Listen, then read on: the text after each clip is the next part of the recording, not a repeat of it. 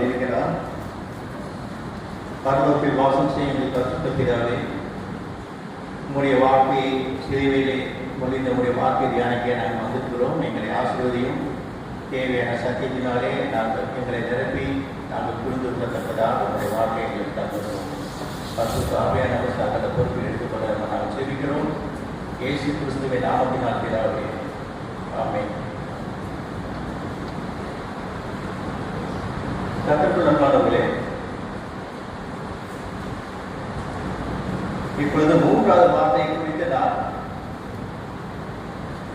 தியானிக்க இருக்கிறோம். அது யோவான் எழுதின சுவிசேஷம் 19 அதிகாரம் 25வது வசனம், 26வது வசனம், 27வது வசனத்தில் இருக்கிறது.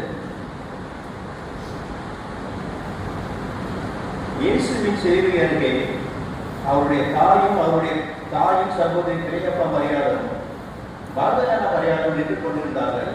அப்பொழுது இயேசு தம்முடைய தாயையும் அருகே நின்று தம் அன்பாயிருந்த சீசனையும் கண்டு தம்முடைய தாயை நோக்கி, ஸ்திரியே, அதோ உன் மகன் என்றார்.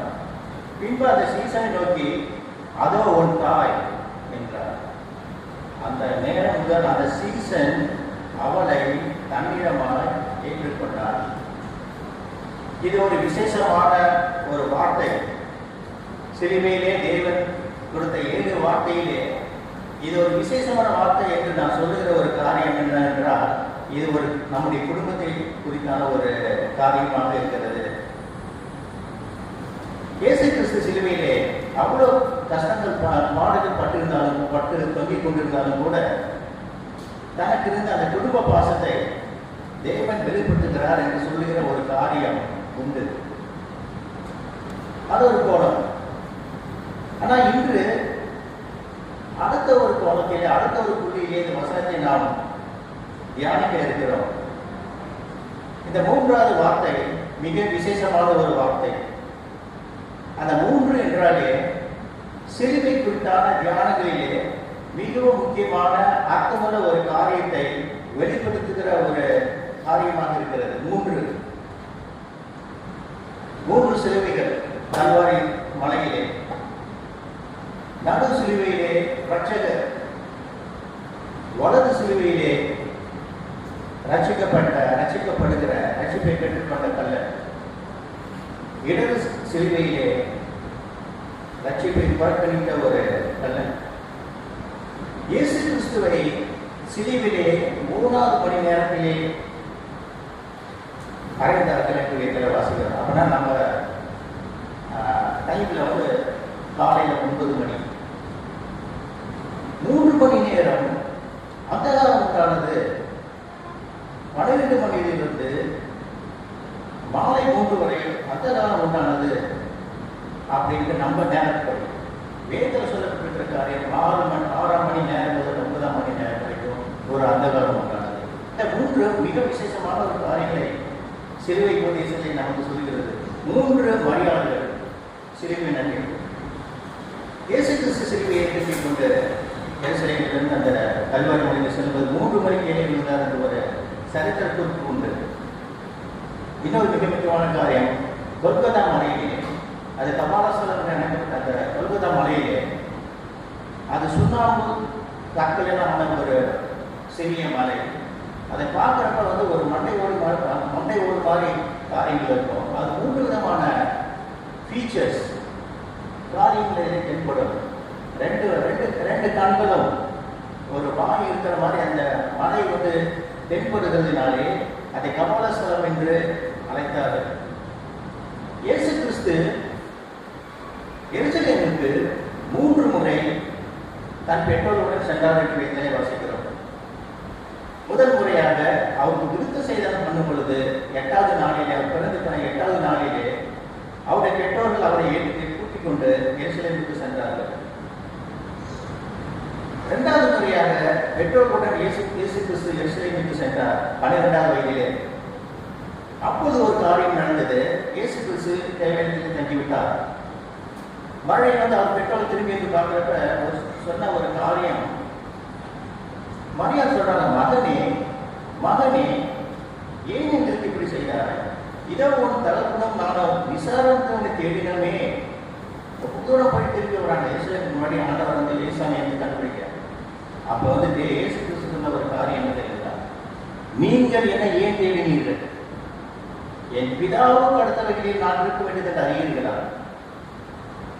மிகவும் தெளிவாக 12 வயசுல இயேசு கிறிஸ்து தன் பெற்றோர்களுக்கு தான் வந்த மிஷன், தான் வந்த நோக்கத்தை தெளிவுபடுத்துகிறார். ஏன் என்னை தேடுகிறீர்கள்? என் பிதாவுக்கு, பரலோக பிதாவுக்கு நான் செய்ய வேண்டிய காரியம் உண்டு எனக்கு அப்படின்னு சொல்றார். மூன்றாவது காரியம், இயேசு கிறிஸ்துவை சிலுவையிலே அறையும் பொழுது வருட எருசலேமிலே அவனுடைய அம்மா சிலுவை அருகே இருக்கிறாங்க. ஸோ இந்த 3 காரியங்களிலும் 3 வேலைகளிலும் பல முறை எருசலேமுக்கு அவங்க போயிருக்கலாம், பஸ்டா பண்டிகை கொண்டாடுறதுக்கு போயிருக்கலாம். ஆனால் வேதத்திலே இந்த 3 விதமான காரியங்களை விசேஷமாக சொல்லப்பட்டிருப்பதை நாம் கவனிக்க வேண்டும். அப்புறம் மறுபடியும் வந்து ஒருத்தர் பார்த்தீங்கன்னா, இயேசு கிறிஸ்து தன்னுடைய தாயாரிடம் 3 முறை பேசினதாக வேதத்தில் இருக்கிறது. அவர் உடனே இருந்தார், 30 வருஷம் இருந்தார், வீட்டில் தான் இருந்திருப்பாரு.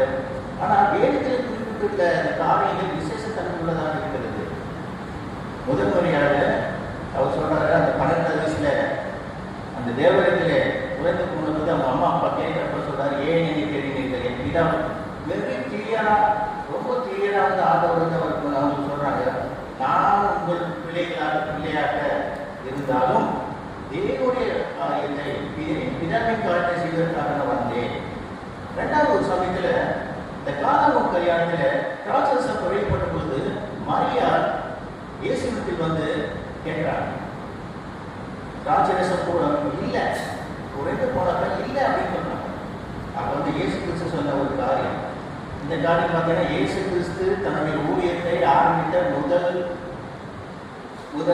அர்த்தம் செய்த அந்த நேரத்தில் அவர் சொன்ன ஒரு காரியம், இஸ்திரியே உனக்கும் எனக்கும் என்ன? இஸ்திரியே உனக்கும் எனக்கும் என்ன? இந்த இடத்துல அவர் சொன்னது என்னன்னா, இஸ்திரியே உனக்கும் எனக்கும் ஒன்றும் கிடையாது. இஸ்திரியே நான் பிதாவின் காரியத்தை செய்வதற்காக ஊழியத்தை ஆரம்பித்திருக்கிறேன். அவருடைய வேலை வரும்போது சகலத்தையும் நான் செய்வேன். அந்த தேவாலயத்தில் சொல்றாரு, ஏன் என்னை தேடினீர்கள்? என் பிதாவுக்கான காரியங்களை செய்ய வேண்டாமா? இந்த கானான் கல்யாணத்திலே இயேசு கிறிஸ்து முதலாவது அற்புதத்தை செய்யும் பொழுது சொல்லுகிற ஒரு காரியம், இஸ்திரியை உனக்கு என்ன? அதுலேயே அந்த கேள்வியிலே பதிலும் இருக்கு. ஒண்ணு இல்லை, நான் பிதாவின் வேலையை செய்யணும், நீ சொல்லி நான் செய்ய முடியாது. என்னுடைய வேலை உனக்கு தெரியாது. நான் வந்து ஊழியத்தை ஆரம்பித்து விட்டேன். பிதாவுக்கு தேவையான காரியங்களை அவர் சித்தத்தை செய்ய ஆரம்பித்து விட்டேன்.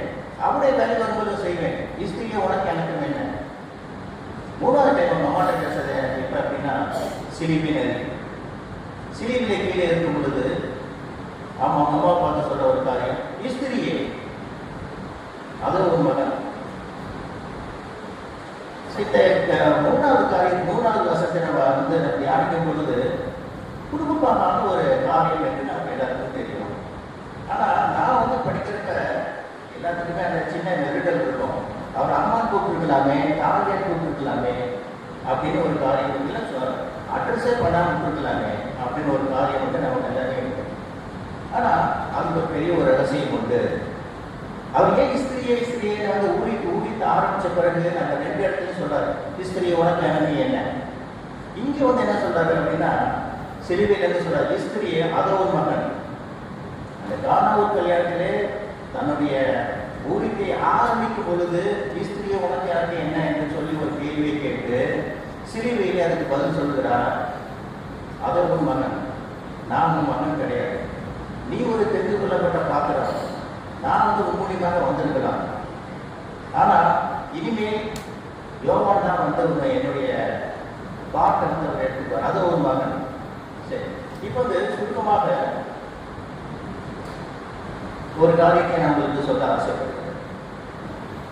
3 விதமான சம்பவங்களை, வேற்றுள்ள சம்பவங்களை நான் உங்களுக்கு நம் சில தியானத்திலே சில காரியங்களை நாம் கற்றுக்கொள்ளலாம். நான் முதல் காரியம் நான் சொன்ன மாதிரி, இந்த கானான் கல்யாணத்திலே இயேசு கிறிஸ்து சொல்ற அந்த வார்த்தையிலே நமக்கு மிகவும் மனதிலே தங்கக்கூடிய ஒரு வார்த்தை என்னன்னா, இஸ்திரியே உனக்குமே எனக்குமே என்ன, இஸ்திரியே. நான் நிறைய நேரம் நினைச்சிருக்கேன், ஒரு பர்பஸுக்கு வச்சு அம்மா சொல்லியிருக்கலாமே, இந்த தாயை சொல்லியிருக்காங்க, எப்படி இருக்கு அவங்களுக்கு. ஆனால் அது ஒரு பெரிய ஆழ்த்துறை காரியம் உண்டு. அந்த ஊழியத்தின் ஆரம்பத்திலே தேவன் சொல்கிறார், இயேசு சாமி சொல்றாரு மரியாதை பார்த்து, இஸ்திரியே இஸ்திரியே.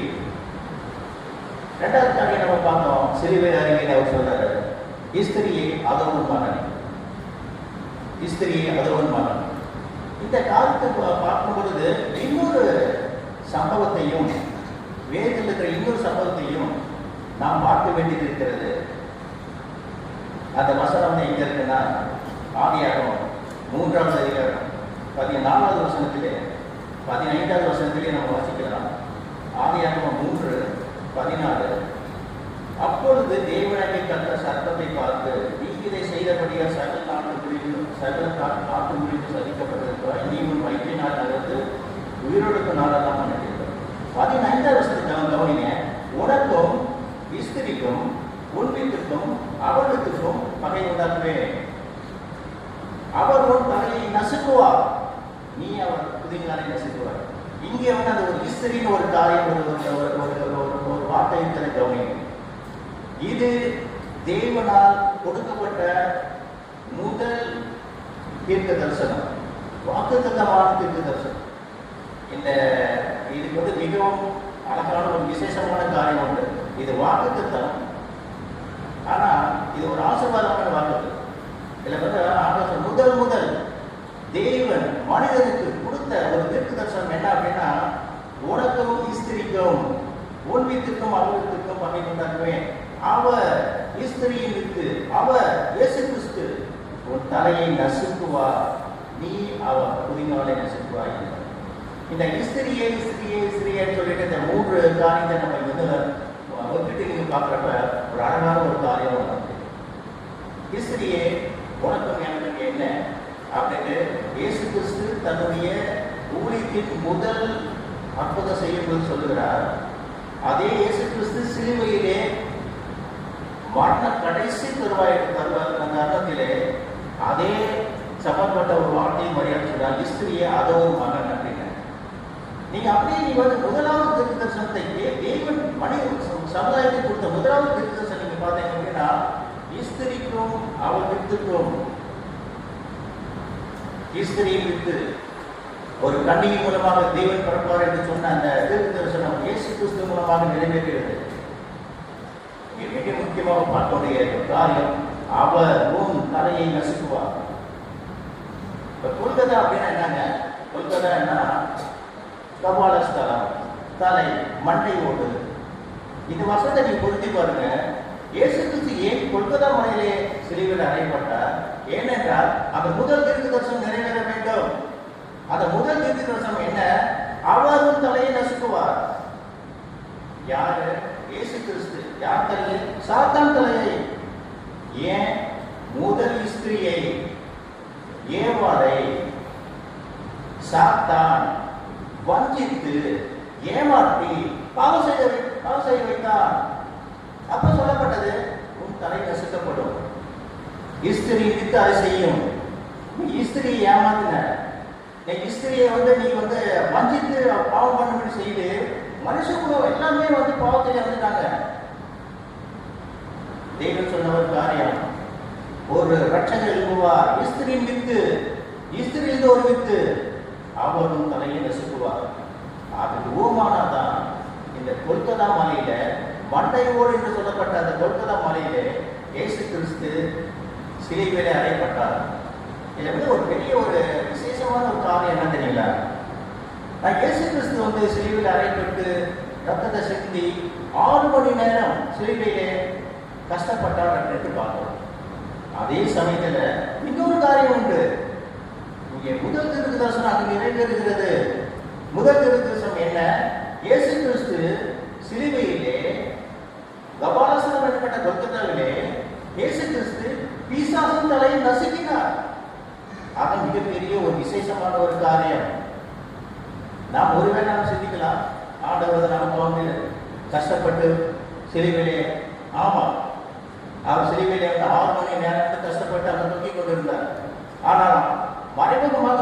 காரியம் நடந்து கொண்டிருந்தது. வேத வசனத்தின்படி முதலாவது தரிசனம் நிறைவேறினது. முதலாவது தரிசனம் என்ன? அவர் உன் தலையை நசுக்குவார். இந்த கபாலஸ்தலம் சொல்லப்பட்ட அந்த சிலுவையில், அந்த கொல்கத்தா மலையிலே சிலுவையில் இயேசு கிறிஸ்து அழுந்ததன் மூலமாக பிசாசின் தலை நசுக்கப்பட்டது. நசுக்கப்பட்டது. பிசாசின் தலை நசுக்கப்பட்டது. இஸ்திரியே அப்படின்னா ஒரு மிக முக்கியமான இந்த அர்த்தத்தை நாம் புரிந்து கொள்ள வேண்டும். மரியாள் தேவனாக தெரிந்து கொள்ளப்பட்டவர். மரியாள் திரும்பி பெற்றவர். மரியாள் இஸ்திரிக்குள்ளே ஆசீர்வதிக்கப்பட்டவர். மரியாளுக்கு ரொம்ப தாழ்மை உண்டு. நான் இதோ ஆண்டவருக்கு அடிமைன்னு சொல்லி காபிரியன் சொல்ற ஒரு காரியத்தை நான் பார்க்கிறோம். மரியாள் விசுவாசித்தார். உலகமில்ல தேவன் மகிமையான காரியங்களை எனக்கு செய்தார் என்று சொல்லி விசுவாசித்தார். அவள் கீழ்ப்படிந்தார். அவருடைய வாட்டின்படி கடவுள், நான் தேவனால் தெரிந்து கொள்ளப்பட்ட ஒரு பாத்திரமாக நான் இருக்கிறேன், சம்மதிக்கிறேன்னு சொல்லிட்டு அவர் கீழ்ப்படிந்தார். இன்னொரு விசேஷமான காரியம் மரியாதை கொண்டு தான் இறுதியிலே சகல காரியத்தையும் வைத்துக் கொண்டார். நிறைய ரெஃபரன்ஸ் அதுக்கு இருக்கு. மேற்பர்கள் தான் பார்த்துக்கலாம்னு சொல்றப்ப அவங்க போன பிறகு மரியாதோ எல்லாவற்றையும் தன்னுடைய இறுதியில வைத்து சிந்தனை செய்தார். அதனால இயேசு கிறிஸ்து காணாமூர் கல்யாணத்திலே இஸ்திரியோட எனக்கு என்ன என்று சொல்றப்ப மரியாதைக்கு தெரியும். அந்த சிமியோன் அவருக்கு பேர் வைக்கிறப்ப அந்த 8வது நாளிலே போறப்ப இந்த சிமியோன் சொல்ல ஒரு காரியம், உன் ஆத்மாவை ஒரு பட்டயம் உறுதி போகும் என்று சொல்ற ஒரு காரியம் மரியாதை மனதில் இருக்கு. மரியாதைக்கு தெரியும். எலிசபெத் சொல்றாங்க, நீ பாக்கியவதி, நீ கிருபை பெற்றவர், நீ ஸ்திரீகள் ஆசீர்வதிக்கப்பட்டவர். மரியாதைக்கு தெரியும். இப்படியாக அந்த அண்ணா சொன்ன காரியம், சிமியோன் சொன்ன காரியம், தேவதூதன் சொன்ன காரியம் எல்லாமே மரியாதைக்கு தெரியும். மரியாதை மனதில் எல்லாத்தையும் வைத்து சிந்தனை செய்து கொண்ட ஒரு இஸ்திரியாக இருந்தார். அந்த மரியாள் கிறிஸ்துவின் சிலுவை அருகே கொல்கத்தா மலையிலே கீழே இருக்கும் பொழுது இயேசு கிறிஸ்து அவரை பார்த்து சொல்றது, இஸ்திரி அவங்க மகன் அப்படின்னு சொல்றப்ப அவருக்கு நிறைய புரிஞ்சு இருக்கும். நான் தேவனுக்கு ஒரு பாத்திரமாக இருந்து என்னுடைய வேலையை நிறைவேற்றினேன் அப்படின்னு ஒரு மிகப்பெரிய ஒரு மகிழ்ச்சி இருந்திருக்கும். அந்த ஈஸ்திரின்னு சொல்றப்ப அவளுக்கு அந்த ஞாபகம் வந்திருக்கும். ஈஸ்திரியின் வித்து பிசாசின் தலையை சிலுவையிலே நசுக்குகிறதுன்னு அவனுக்கு நல்லா தெரிஞ்சிருக்கும். யோவானை பார்த்தீங்க அப்படின்னா, யோவான் அன்பான சீசன், அவர் மாறிவிலே சாதி கொண்டிருக்க சீசன், 4 சுவிசேஷத்தில் எழுதின சீசன். அந்த யோவான் சுவிசேஷம் மிகவும் அழகாக இருக்கும். மற்ற அந்த சுவிசேஷங்கள் சினாப்டிக் கமஸ்கல் சொல்லுவாங்க. அதெல்லாம் அற்புதங்கள் தான் இருக்கும். இயேசு சாமி செய்த அற்புதங்கள் இருக்கும். ஆனா யோவான் பார்த்தீங்கன்னா விசேஷமா இருக்கும். ஆரம்பிக்கிறது விசேஷமா இருக்கும். ஆதியிலே வார்த்தை இருந்தது, அந்த வார்த்தை தேவனுக்கு வந்தது, அந்த வார்த்தை தேவனாக இருந்தது. யோவானுக்கு நல்லா தெரியும். சீசன்களிலேயே மிகவும் வேத அறிவு உள்ள ஒரு சீசன் யோவான்.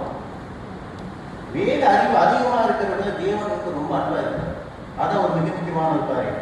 அவங்களுக்கு தான் இந்த நடக்கின்ற காரியங்களையும் அவங்க வெளிப்படுத்தினார். வெளிப்பட்ட விசேஷத்தை அவர் இருக்கிறார். முதல் சபையை ஸ்தாபித்தது யோவான் தான். அப்படிப்பட்ட ஒரு இடத்த மரியாதை பத்திரமாக தருகிறார். ஏன்னா பிசாசு மறுபடியும் வஞ்சிக்கூடாது. ஏவாளை வஞ்சிக்கிற மாதிரி வஞ்சிக்கூடாது. ஏவாளை வஞ்சிக்கிற மாதிரி வஞ்சிக்கூடாது.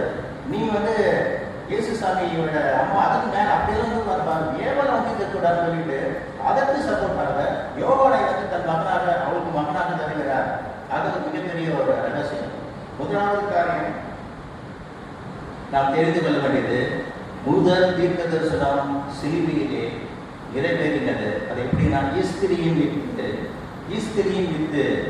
ஈஸ்திரியை உனக்கு எனக்கும் என்ன என்று சொன்ன இயேசு கிறிஸ்து, ஈஸ்திரியை அரோபாகன்னு சொன்ன இயேசு கிறிஸ்து ஈஸ்திரியின் வித்தாக சிலுவையிலே சாத்தானின் தலையை 4000 வருஷத்துக்காண்டி கொடுத்திருந்து 4000 வருஷத்துக்கு பின்னாடி புரஜாதிகளும் நம்மை போல புரஜாதிகளும் மற்ற இஸ்ரேல் மக்களும் ரட்சிக்கப்படத்தக்கதாக பிசாசின் தலையை அவர் சிலுவையிலே கொல்கத்தா மலையிலே கபாலஸ்தலம் சொன்ன மலையிலே அவர் நசுக்கினார்.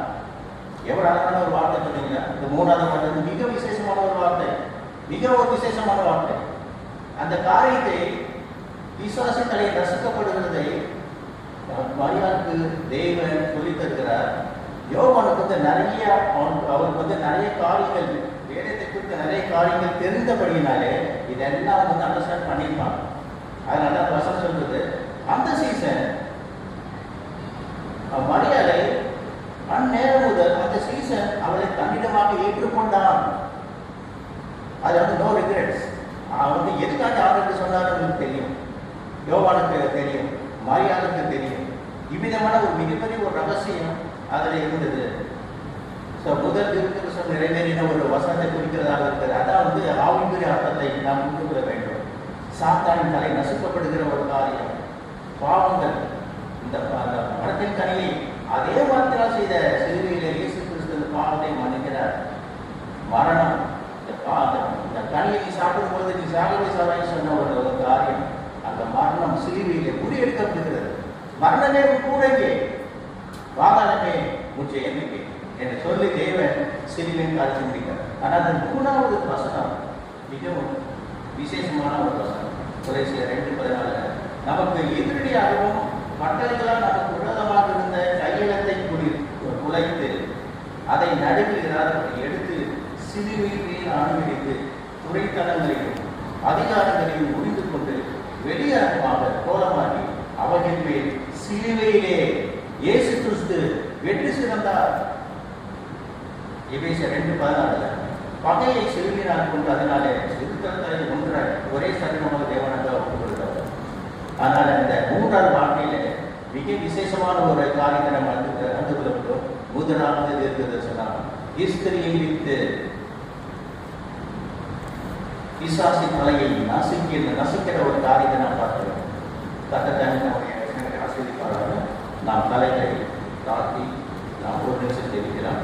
பரவத்தில் வாசம் செய்ய பரிசுத்தராக இந்த 3வது வசனம் தியானத்திற்காக நம்மை ஸ்தோத்திரிக்கிறோம். ஆண்டவரே, இந்த புதிய கருத்துக்களை புதிய கோணத்திலே ஆண்டவர் இந்த வசனத்தை தியானிக்க நீ முடிவு செய்வதற்காக சமர்ப்பிக்கிறோம். இன்று பேசுமாறு இன்னும் அதிகமாக பேசும் எங்கள் ஆண்டவரே, நாங்கள் இடையாகவே இதை நான் நடக்கத்தக்கதாக அந்த வசனத்தை கொண்டு சில உபதேசங்களை கொண்டே ஆசிரியர் பேசி நாம